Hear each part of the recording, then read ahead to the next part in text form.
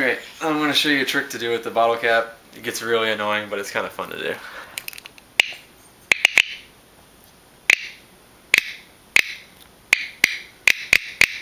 Did you already put a dent in it? No, I was going to say, it helps if you put a little dent in it, but you don't want to make the tension in it too strong.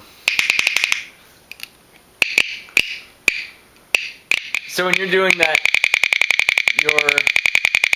you're not repeatedly biting down. You're just holding at a certain you kind of pressure. You want to like bite on it like with your top teeth over top, and then your bottom teeth like right about where the dent is. Maybe like a 75%. I can't even remember where I put the dent now. I think the dent's like right here.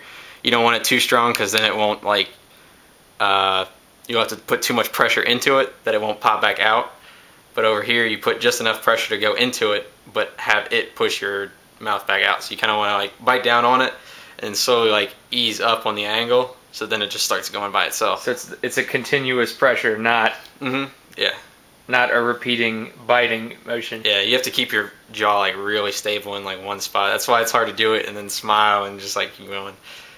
All right.